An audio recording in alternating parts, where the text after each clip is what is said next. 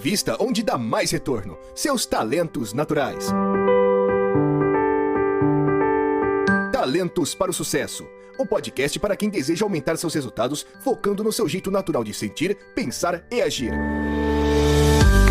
Olá, seja muito bem-vindo a mais um episódio do podcast Talentos para o Sucesso. Eu sou aquele que define os finais corretos, Rodrigo Ferreira. Estou aqui com ele que não gosta de definir muitos meios, Raul Almeida. Não defino nada. Nem eu. É. O meio para mim é sempre uma surpresa. Vamos ver o que vai acontecer. Estamos aqui hoje para o nosso próximo, mais um episódio da série First Break All the Rules, onde a gente está abordando o livro homônimo. Estamos trazendo aqui algumas dicas de como os bons gestores gerenciam equipes. A gente já teve 3 episódios dessa série, então dá uma olhada aí na descrição desse episódio que você vai ter o link para cada um dos 3 anteriores. E hoje a gente vai falar da segunda chave das 4 que a gente está abordando aqui, que fazem com que você seja um gerente acima da média. E a chave de hoje, a segunda chave, é definir os resultados corretos, né? O fim correto, a entrega correta. Antes de tratar desse assunto, só lembrando, você deve nos curtir, compartilhar, clicar no sininho, seguir a gente aí nas redes sociais, nas plataformas de podcast e, principalmente, considerar nos apoiar lá no apoia.se/TPS, que vai permitir que a gente traga para cá mais e mais assuntos interessantes para você usar aí na sua vida. Teve um coach recentemente que me chamou no WhatsApp e disse assim: "Pô, Rodrigo, que legal o trabalho que vocês estão fazendo, eu queria ajudar de alguma forma." Muito fácil, apoia.se/TPS e você vai lá e vai estar ajudando a gente de alguma forma a manter esse podcast funcionando. Muito bem, Raul. Você acha que as empresas, de modo geral, estão preparadas para gerenciar com base no resultado? Ou as empresas ainda têm microgerenciamento, os gestores ainda fazem microgerenciamento e se preocupam mais com o meio do que com o fim? Ai, eu queria muito falar que era a primeira opção. Assim, eu queria muito falar que a gente está Que tratando sonho! de empresas que estão menos assim, igual a gente fala aqui no primeiro item, né? Que estão menos no controle remoto do que e ajudando. Inclusive, que eu acho que o grande ponto dessa parte aqui é a gente falar de como esses resultados, como a gente vai trazer os passos para a gente chegar naquele resultado, mas sem ter essa ênfase muito estressada no como a gente vai chegar. Tudo isso tem que, no mundo ideal, chegar de uma maneira muito natural, porque a gente está colocando as pessoas certas dentro dos seus papéis, está seguindo o Gallup Path lá, né? Fit to Roll, né? Então a gente está partindo desse pressuposto, mas a gente sabe que essa não é a realidade. Então, respondendo a sua pergunta, assim, vias de fato, eu não vejo isso acontecer com a frequência que eu gostaria. Infelizmente, né? E é interessante ver que Peter Drucker já dizia isso há quase um século atrás, da importância de gerenciar com base em objetivos, né? E tem muita empresa ainda que não consegue. Você sabe que eu estou fazendo um trabalho com um cliente meu. A gente falou de muitas coisas interessantes no processo de trabalho que eu estou fazendo lá, mas teve algumas coisas assim que mudaram o jeito deles verem o mundo, cara. E uma das coisas é o quanto não estava claro, ou eles não estavam deixando claro para os liderados qual era o resultado desejado, o que tinha que entregar no final das contas, né? Tem um livro que eu li há um tempo atrás e que me influenciou a criar uma metáfora, digamos assim, e usar muito nos treinamentos, que é: todo mundo sabe qual é a função de um goleiro de um time de futebol. É muito claro o resultado esperado de um goleiro de um time de futebol, mesmo quem não gosta de futebol. E nas empresas a gente não deixa tão claro assim para as pessoas qual é o resultado desejado delas, o que é esperado. A gente não desdobra muito bem a missão em objetivos, os objetivos em metas, e aí a gente acaba tendo que gerenciar se o cara está preenchendo o formulário da forma correta, se o relatório está com a fonte do tamanho certo, porque a gente não define muito bem os outcomes, né? E isso é péssimo, isso faz com que o gerente não consiga tirar o máximo dos liderados dele, né, Raul? Exato, porque o que você pode fazer aqui, e o que o livro fala, inclusive refraseando o que eu falei antes, o que a gente quer que você faça é que você tenha um controle remoto da situação. E a palavra remoto enfatizando muito essa realidade que a gente viveu, ou seja, remoto. Você não vai ter controle daquilo, você não pode ter controle daquilo. A única coisa que você pode fazer é influenciar como aquilo pode acontecer, motivar, trazer ali algum tipo de de motivação mesmo para aquela equipe, para aquela pessoa, para aquele grupo de trabalho, para aquela unidade de negócios. Então, você não pode fazer o micromanagement de cada coisa que vai acontecer. Não estou querendo ir contra o que a gente sempre fala aqui de individualizar a abordagem. Não, você tem que individualizar a sua abordagem para motivar e trazer ali um incentivo para essas pessoas, com certeza. Mas não para vigiar essas pessoas e controlar. Você não vai fazer isso. Você tem que ter absoluta, e a gente vai falar disso aqui agora há pouco, confiança nas pessoas. Tem uma coisa que eu sempre falei em treinamentos de liderança, que existe um dado aí que, enfim, circula por aí nos mundos voltados à liderança, que diz que qualquer pessoa que entregar 30% da capacidade dela não vai ser mandada embora, porque ninguém vai perceber que ela não está dando tudo de si, e está entregando só 30%. Então, quer dizer, o que eu estou querendo dizer aqui é, o gerente, o líder, ele não é capaz de obrigar alguém a entregar tudo que ele pode. Ele não vai conseguir, ele não consegue monitorar se a pessoa está fazendo tudo que ela pode, principalmente nas organizações de conhecimento. Isso é mais difícil ainda. Você está criando uma coisa criativa. Como é que eu sei se você está usando toda a sua criatividade? Não tem como entrar no teu cérebro, né? Então, ou eu te motivo e te ajudo a encontrar meios, e o livro fala uma coisa legal, que é o caminho mais eficiente para ajudar uma pessoa a tornar os seus talentos em performance, é ajudá-lo a encontrar o caminho de menor resistência para os resultados desejados, né? Quer dizer, o meu papel como líder é te ajudar a encontrar o caminho de menor resistência e não ficar jogando tubarão na piscina o tempo todo para te obrigar a nadar, porque não vai funcionar. E mesmo que funcionasse, pô, não é essa a vida que a gente espera ter, né, Raul? Vivendo um mundo que funciona desse jeito, né? A gente sabe que se trabalho fosse coisa boa, chamava férias, mas também não precisa chamar em férias. Pode ser agradável, né? Pode ser agradável, pode existir esse balanço, assim, e por mais que a gente esteja falando de coisas assim que estão aqui há tanto tempo, né, desde quando esse livro saiu, tá muito recente tudo isso, né, então, assim, não existe isso, você esperar que vai sair algo fascinante, super inovador, uma performance acima da média de um ambiente em que você tá vendo esse controle tão micro da situação e não tá deixando as coisas fluir. Você sabe que tem uma amiga minha que ela sempre me provoca, porque ela sempre diz que tem uma frase que eu uso e que ela não consegue ainda concordar por conta da criação e tudo mais, que eu sempre falo, fique na zona de conforto, né? Não saia da zona de conforto. É óbvio que é uma brincadeira com palavras, mas o que eu tô querendo dizer tem a ver com isso que o livro fala, ajudar o liderado a encontrar o caminho de menor resistência.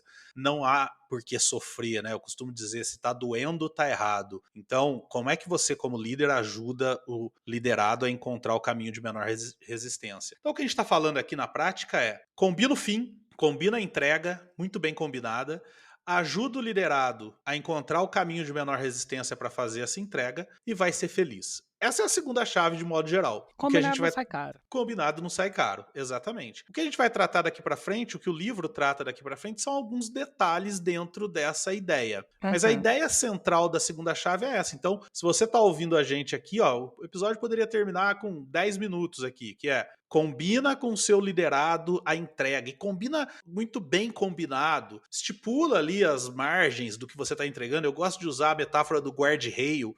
Né? Você tem que ser o guarda-reio da pista.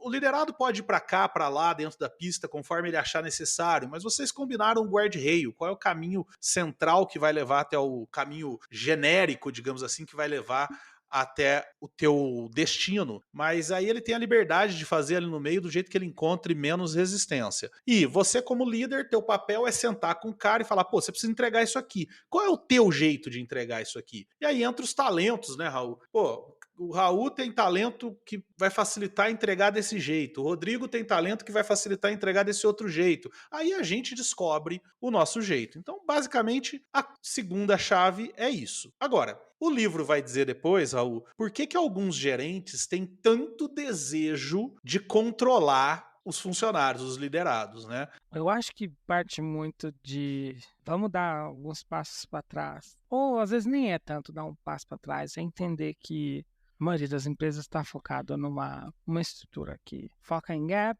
que desenvolvimento é desenvolvimento vertical, não é somente matricial, que é assim, a única maneira de você ser bem-sucedido aqui é sendo um gestor. Então a pessoa passou por estes caminhos aqui e chegou ali, pronto, agora eu sou gestor. E Putz. começa a ter que, aí vamos entrar nessa viagem comigo, defender o porquê que ele chegou ali. A muito custo, o porquê que eu sou gestor. Eu tô aqui por um motivo. Eu estou muito estressado. Vive com uma constante pressão de provar o porquê que ele teve que chegar até ali. E a frase é essa, meu. Por que ele teve que chegar até ali? Porque era a única opção que aquela pessoa tem. Às vezes é uma pessoa que não está apta a ser um gestor de pessoas. Ou não está apta a ser gestor, period. Mas não tinha outra saída para essa pessoa. Exatamente.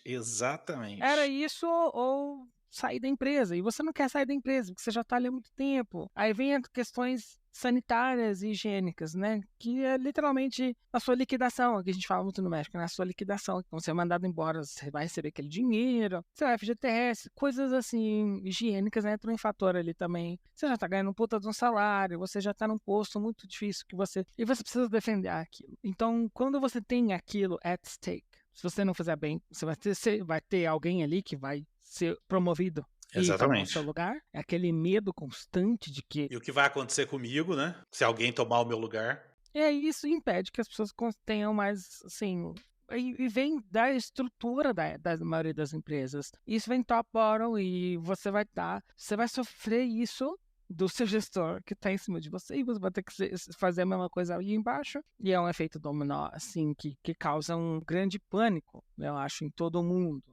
Por isso que aqui na Galp internamente a gente não considera a promoção a gestor, a go-to ou a line manager que a gente tem aqui como algo assim, a gente não coloca olhos 100% positivos na função, para que obviamente nem todo mundo queira, óbvio, vai ter quem queira ainda, tem gente que precisa... Cara, que nasceu para isso, exatamente. Ou que infelizmente passou pelo business school, passou por aquele, não consegue enxergar sucesso de outra maneira, mas que vai fazer acontecer aquilo, não que natural, por exemplo, eu já falei que mil vezes eu não considerava que quando eu fui gestor, eu fui um excelente gestor. Hoje em dia eu acho que eu já conseguiria fazer isso. Então, assim, tem gente que é slow cooker, né? Você vai cozinhando a banho-maria ali, a sua capacidade, e você toma o seu tempo para poder se considerar apto o suficiente para chegar a um ponto de gestão. Obviamente, nem toda empresa vai te dar esse tipo de oportunidade, esse tipo de tempo, mas chega ali, acho que o grande exemplo é esse, chega ali com esse pânico, esse medo constante, isso faz com que eles façam micromanagement e façam coisas ali que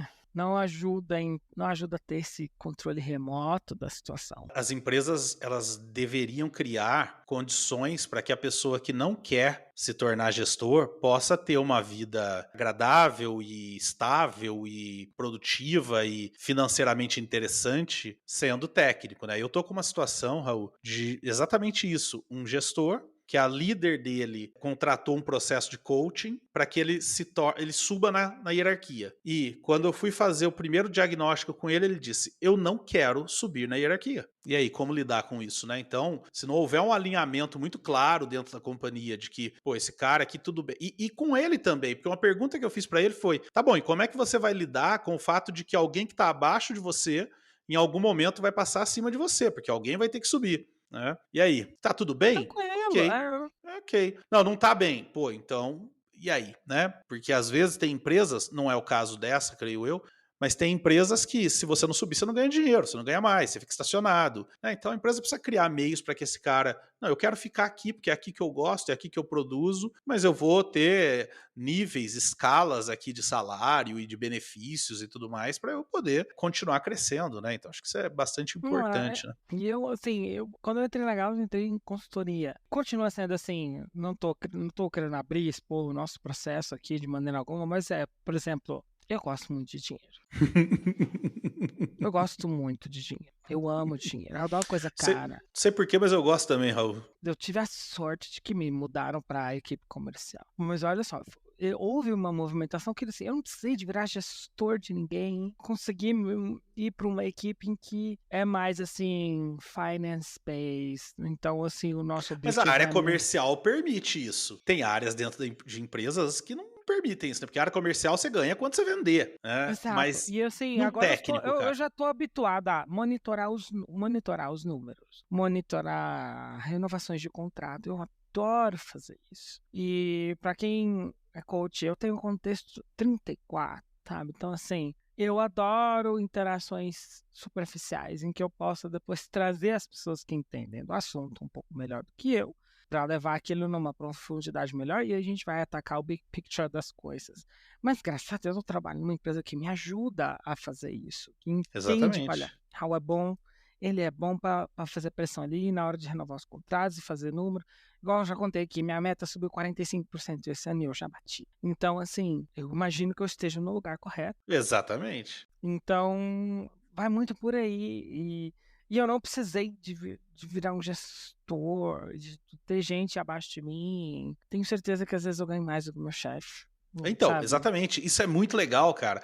Eu sempre disse o seguinte, Raul. Eu não acho que empresa tem que dar dinheiro para funcionário, mas ela tem que dar condições para que o funcionário ganhe o dinheiro que ele quiser. Eu acho que a empresa tem que criar condições para que você fale assim: não, eu quero voar. Tá bom, voa aí. Ela não pode te frear. Agora, é difícil isso, porque, por exemplo, quando a gente fala numa empresa grande, que possibilita a criação de uma carreira em Y, é um pouco mais fácil. Quando você vai para a área comercial, é um pouco mais fácil. Agora, quando é uma empresa pequena, ou alguns tipos de empresa, enfim, isso se torna mais difícil mesmo. Como é que eu lido com essa questão de não promover a pessoa e ainda assim conseguir que ela seja valorizada e tudo mais? Então, a gente não está dizendo que é fácil. A gente só está Ou até dizendo que fácil também na empresa pequena, porque é menos gente, você consegue, tem também, mais fácil de gerenciar, exatamente. Uhum. Agora, o que é importante é fácil ou difícil, mas você tem que olhar para isso. Você tem que olhar para isso e lembrar que nem todo mundo, né? Uma coisa que você falou uma vez, Raul, há muito tempo atrás, né? A gente estava falando assim, eu tenho que pensar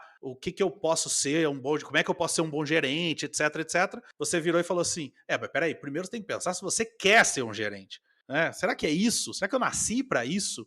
Tem gente que não, tem gente que nasceu para ser liderado, e tudo bem, isso não é demérito. Imagina se todo mundo fosse gerente, não ia ter nenhum liderado, então, né? Agora, o livro coloca 4 situações que levam os gestores a querer controlar muitas pessoas. Eu vou apontar as 4 e aí a gente comenta sobre elas. Primeiro é a busca pela perfeição, né? Achar que eu sei como fazer, você não está fazendo bem, então eu preciso te ensinar o meu jeito de fazer, porque o meu jeito de fazer é o jeito certo. A segunda é a visão de que as pessoas não têm talento suficiente. E aí tem uma confusão que acontece muito, que é todo mundo tem talento, mas aí as pessoas acham que determinadas coisas são talento, outras não. Então acabam vendo ali alguém, esse cara não tem talento, deixa eu ficar em cima dele. Outra coisa é a necessidade de conquistar a confiança das pessoas, porque ele acha que as pessoas não são confiáveis. Eles acham que as pessoas não...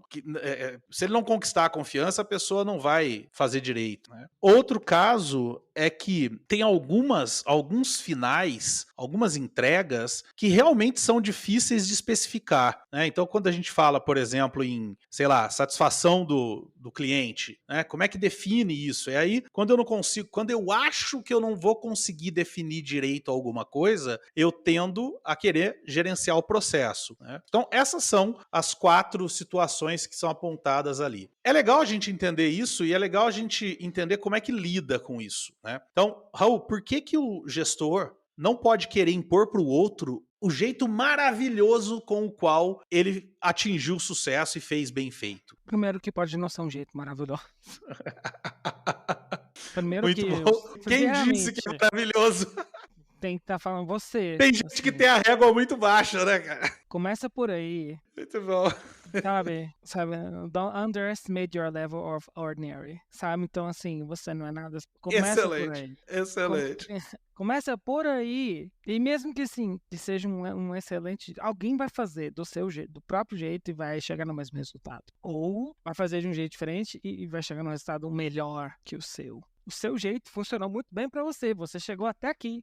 Essa pessoa vai fazer do jeito dela e vai chegar até aqui. Então, para você, talvez, seja aqui a excelente maneira de fazer as coisas. A pessoa pode discordar e realmente chegar até a metade aí, e sim, ela vai te sentar com você e vai falar, olha, não consegui fazer do meu jeito e não cheguei no resultado. Nem no resultado que você chegou. Eu preciso revisitar isso. E aí, nesse caso, Raul, só fazendo um parêntese, o gestor precisa ajudar essa pessoa a encontrar um outro jeito dela de fazer, porque mesmo nesses casos...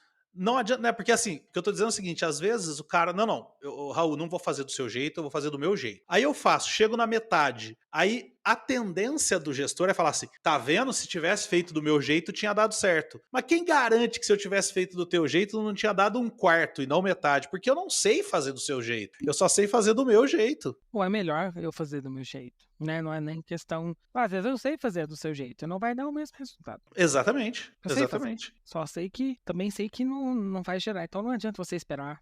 Eu salvei esse post esses dias também no Instagram, assim, pare de esperar você das pessoas. Stop expecting you from people. Excelente. Não vai acontecer. E eu acho super estranho se você encontra alguém que entrega.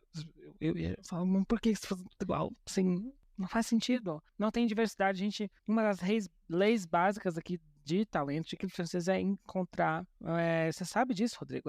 Que as diferenças são valiosas. Porque quem faz igual você pode até acertar em tudo que você acerta, mas também Mas erra vai em tudo errar que você também. erra. Exatamente. Quando você pega uma pessoa diferente, ela não faz igual você, mas ela também não erra onde você erra. É aí que cresce, né? E um detalhe lá atrás, que eu dei muita risada da tua colocação, é quem diz que é excelente, né? Mas vamos supor que seja excelente. Vamos até supor que seja. Que você realmente seja excelente. Cara, é por isso que você é o líder, ou eventualmente é por isso que você é o líder e o outro é o liderado. O que eu tô dizendo é o seguinte, uma vez eu tava fazendo coaching com um dono de uma empresa e ele falava assim, pô, mas por que fulano não faz assim, não faz assado, igual eu faço? Por que ciclano não faz assim, igual eu faço? Eu falei pra ele, cara, porque se eles fizessem, eles estavam no teu lugar. Eles montavam uma empresa igual a tua. Eles estão aqui porque justamente você faz algumas coisas que ele não faz. A questão é, o que ele tem que entregar? E, cara, isso me dói tanto, Raul. A primeira pergunta que eu te fiz e que você falou, pô, eu gostaria muito de escolher a primeira opção, mas me dói ver pessoas que não combinam o fim, que não são capazes de combinar o fim. Até para manter um pouco de controle na mão também, às vezes. Às vezes não é nem que não são capazes, às vezes é proposital, dentro dessa linha que você falou de eu preciso justificar por que eu tô aqui, e às vezes ela acaba mantendo um pouquinho do suspense, do segredo, para poder dizer o quanto eu sou importante aqui. Se eu sair daqui, nada funciona. Né? Aí fica na dependência dessa pessoa. Todo mundo, o 2, né? Falta de talento. Pô, todo mundo tem talento, então essa a gente não precisa nem explicar direito. A 3 confiança é preciosa, e mas aí entra um detalhe interessante. As pessoas são confiáveis, cara. De modo geral, é óbvio que tem ponto fora da curva. Mas de modo geral, ninguém sai de casa pra ser safado. Né? Ninguém sai de casa pra estragar.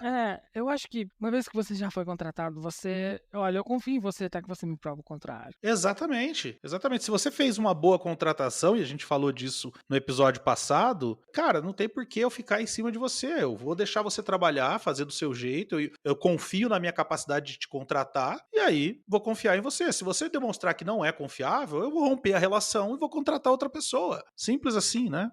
E o quarto item, que é alguns resultados desafiam a definição, isso é muito legal, porque tem coisas que parecem, num primeiro olhar, subjetivas. Mas quando você olha com mais calma, você consegue encontrar formas de medir isso. Esse mesmo cliente que eu citei agora há pouco, eles estavam fazendo um trabalho de desdobrar a missão em objetivos e metas. E um dos objetivos era ter clientes satisfeitos. Acho que era isso. Ter clientes satisfeitos. Era um dos objetivos. E aí definiram como meta implantar o NPS, né? Que é uma medição de satisfação de clientes. Só que a gente conversando aqui, o proprietário lá, que é o líder tal da empresa, falou assim, tá, peraí, mas tá errado. Porque implantar o NPS não garante que eu vou ter clientes satisfeitos. Garante apenas que eu vou talvez medir a insatisfação dos clientes. Aí eles ficaram pensando, pô, eu acho que é isso, eu acho que é aquilo, enfim. Mas saíram com a tarefa de encontrar o que realmente permite que eu meça o nível de satisfação, que eu meça não, que eu garanta que eu tenho clientes satisfeitos. Né? Então eles estão pensando, é fácil? Não, não é fácil. Pô, tem 5 pessoas na diretoria dessa empresa que eu tô citando, então os 5 quebrando a cabeça para chegar numa conclusão. Não é fácil, mas uma vez que eles entendem que é importante, eles vão encontrar uma medição que pode ser a melhor, pode não ser, pode ser que no meio do caminho eles descubram que tem uma outra, mas de alguma forma eles vão medir o resultado e aí vão se basear nisso, e isso é a entrega, né? Então é importante que a gente defina o que é a entrega, mesmo que subjetiva, mesmo as entregas subjetivas, de uma maneira muito clara, né? Bom, tem algumas regras, Raul, que o livro coloca, onde vale a pena o gestor gerenciar os passos, gerenciar as etapas. E eu também vou ler todas elas aqui e depois a gente comenta sobre elas. A primeira é Don't break the bank, ou seja, vale a pena gerenciar os passos quando são tarefas que, se derem errado, quebra a empresa. Então essas talvez a gente tenha que gerenciar. E não é nem, né, e vamos enfatizar, a gente não está nem enfatizando dinheiro, né? Exato. Você vai quebrar o processo. Simplesmente, you can't afford it. Ou seja, você não, eu falo de pessoas, né? Então, exatamente. Uma coisa que faça perder fundação, muito cliente, por exemplo, né? Você não dá um passo maior do que a perna, basicamente. Isso. Essa empresa que eu estou citando várias vezes hoje, eles têm uma autorização do Detran para funcionar. Se eles fizerem uma coisa errada, eles perdem a autorização do Detran. E aí, cara, nada, o resto todo não vai ter significado nenhum. Então, tudo que envolve essa questão de manter a autorização do Detran tem que ser, aí pode ser, pode não ser também, é uma escolha, mas pode ser gerenciado o processo. Outra é tarefas que tenham algum padrão de mercado. Existem algumas questões de padrão de mercado, por exemplo, sei lá, ISO 9000, práticas de mercado, etc., que são padronizadas, e aí tudo bem, essas você pode gerenciar os passos, porque aquela história, não dá para ter criatividade, às vezes, num negócio desse. E aqui a gente tá falando, assim, essas regrinhas, é só mais, assim, um overview, assim, bem high level, de quando os gestores podem ali confiar ou recorrer a passinhos, né? Algo assim, que passos eu tenho que seguir. Do contrário, cara, se você tem suas próprias regras, seus próprios jeitos de fazer, a gente sempre fala aqui que gestor, cada um tem seu estilo, né? Aqui são só algumas regras que a gente entende que podem ser importantes, né? Exatamente. A terceira é, não permita que a crença obscureça a mensagem. E aí, para explicar isso aqui, tem uma história muito legal que o livro aponta, que eu acho que ajuda a entender um monte de coisa que eu vejo em empresas por aí. A história é a seguinte, né? De uma empresa aérea que saía com o avião para decolar, e aí tinha um problema no avião e ficava esperando consertar.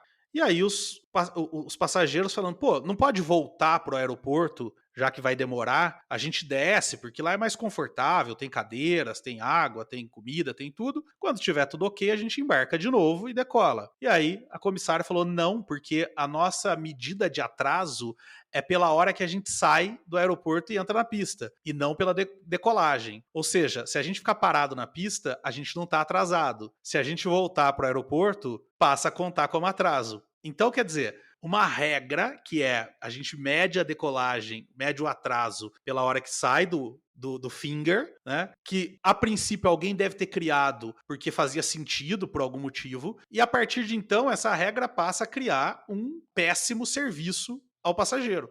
Cara, eu vejo tanto isso. Tem uma história que eu sempre conto de uma empresa que eu fui dar um treinamento uma vez, e eu tinha que entrar com o carro dentro da empresa para descarregar os materiais e tal. E aí, na hora que ia sair, o segurança pedia para abrir o porta-malas, para ele olhar. Aí a gente abriu o porta-malas, ele olhava, fechava o porta-malas e a gente saía. E eu, brincando, virei para a menina que estava comigo e falei assim, se o corpo da diretora de RH tiver picado no porta-malas, esse cara nem vê, porque ninguém falou para ele o que ele está procurando. Falaram apenas que ele tem que olhar o porta-malas. Ou seja, será que a regra não está obscurecendo a mensagem? O que é de fato? O que você tem que fazer de fato? Então, às vezes, quando você... vale a pena você olhar se você não está gerenciando um passinho e gerenciando bem aquele passinho, mas esses passinhos estão atrapalhando o que é mais importante, que é o resultado, que é o atendimento ao cliente, que é o que realmente importa no fim das contas, né?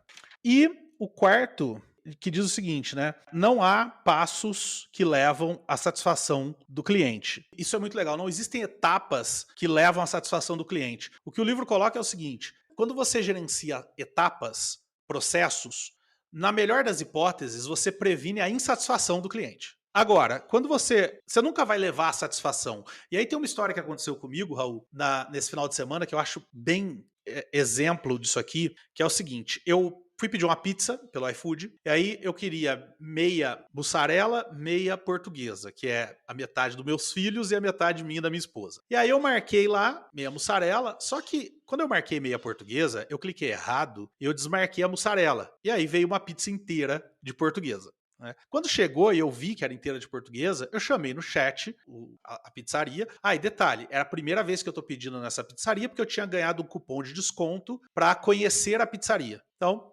chamei a pizzaria e falei, a pizza veio errada. Aí, enquanto ela não respondia, eu pensei, putz, será que não fui eu que pedi errado? Deixa eu olhar o pedido. Aí eu fui ver o pedido e sim, eu tinha pedido errado. Quando eu voltei pro chat, ela tinha falado o que aconteceu tal. Eu peguei e falei, não, olha, foi erro meu, eu que pedi errado.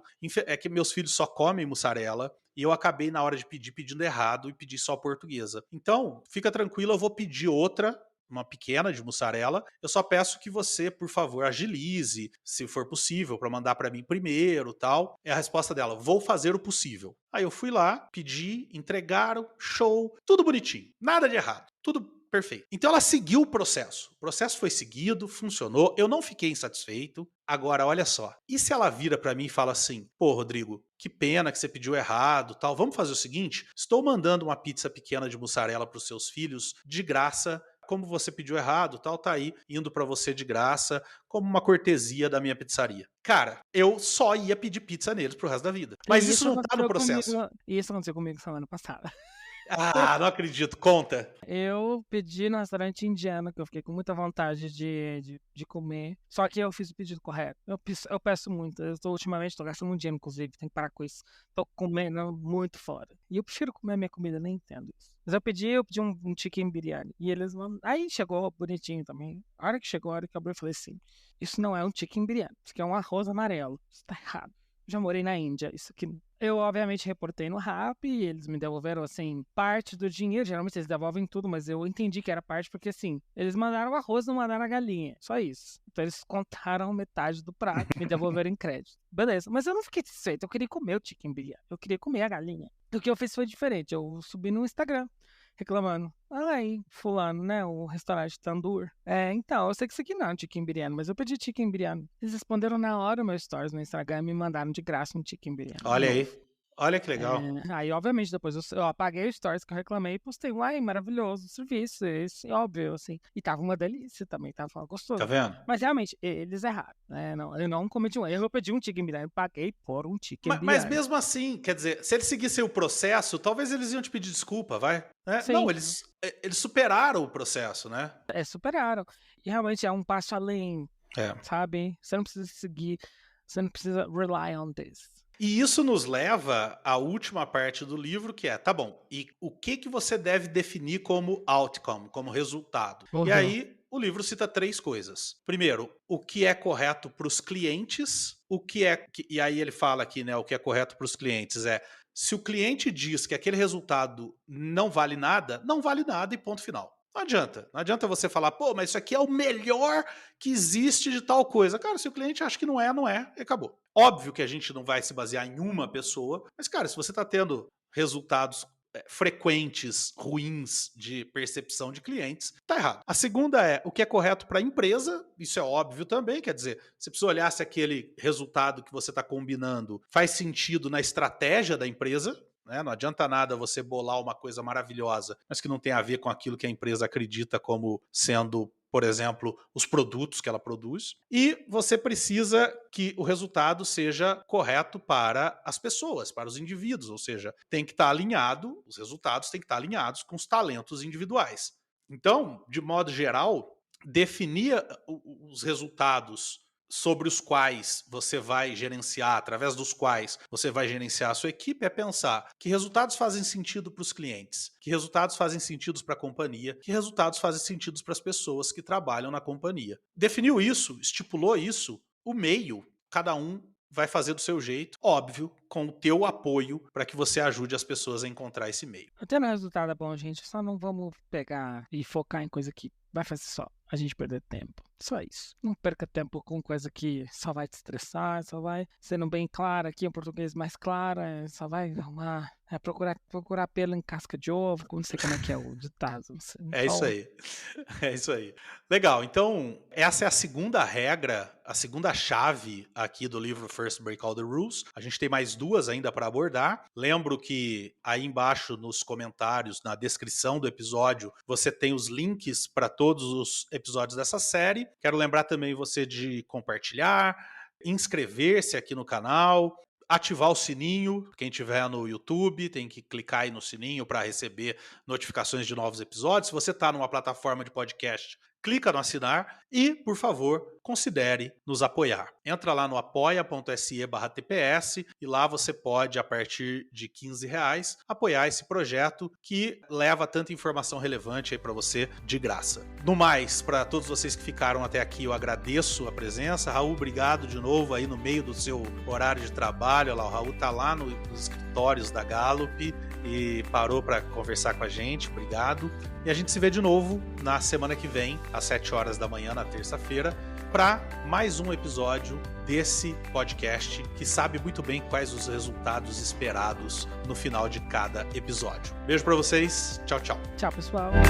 Obrigado por ter ouvido o podcast Talentos para o Sucesso. Acesse nossos sites talentosparosucesso.com.br para mais informações sobre como assinar gratuitamente esse programa em seu aplicativo de podcasts favorito e não perder nenhum episódio. Precisando de coaching ou treinamentos? Entre em contato, diga que é ouvinte do podcast e receba um belo desconto. Quer ter ainda mais sucesso? Crie parcerias, compartilhe esse podcast com seus contatos e vamos juntos melhorar o mundo.